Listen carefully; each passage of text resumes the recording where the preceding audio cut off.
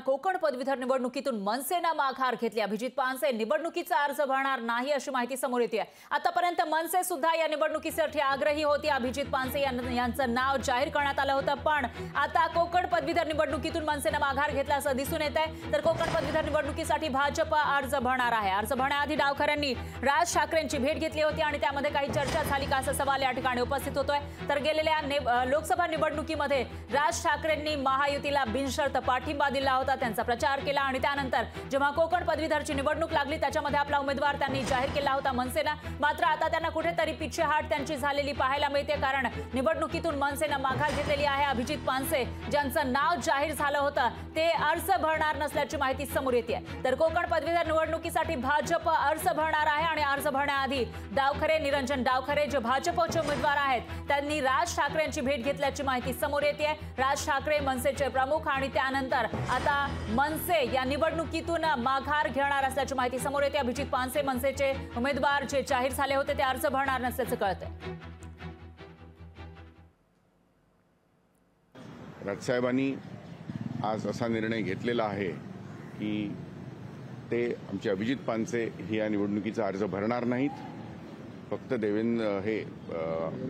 निरंजन डावखरे हेच त्याचे उमेदवार असतील। आणि हा केवळ त्या दिवशी ते आले होते आणि त्याच्याच नंतर मग त्यांची पुन्हा एक दोनदा चर्चा झाली आणि आज सकाळी निरंजन डावखरे आले होते इथे आणि त्यांनी राजसाहेबांचा आशीर्वाद घेतलेला आहे आणि त्या निर्णयावरती आज आता शिक्कामोर्तब झालेलं आहे आणि आमचे अभिजित पानसे निवडणूक लढवणार नाहीत आणि निरंजन डावखरे हे भाजपतर्फे उमेदवार असतील। मी आज राजसाहेबांची भेट घेतली, त्यांचा आशीर्वाद घेतलाय आणि आज आपल्याला माहिती आहे शेवटचा दिवस आहे अर्ज भरायचा, आज अर्ज भरतो।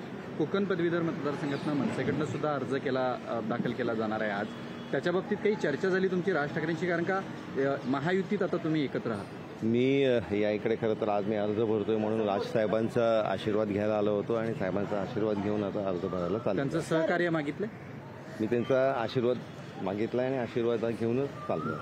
आणि याविषयी अधिक माहितीसाठी आपले प्रतिनिधी स्वप्नील जाधव आपल्यासोबत थेट जोडले गेले आहेत। स्वप्नील, लोकसभा निवडणुकीमध्ये मनसेने जरी पाठिंबा दिला असला तरी देखील महायुतीमध्ये त्यांना एकही जागा मिळालेली नव्हती आणि आता कोकण पदवीधरमध्ये जाहीर झालेला उमेदवार अर्ज भरणार नसल्याचं कळतं, त्यामुळे कुठेतरी मनसेची माघार दिसून येते। काय अपडेट्स आहेत याविषयी?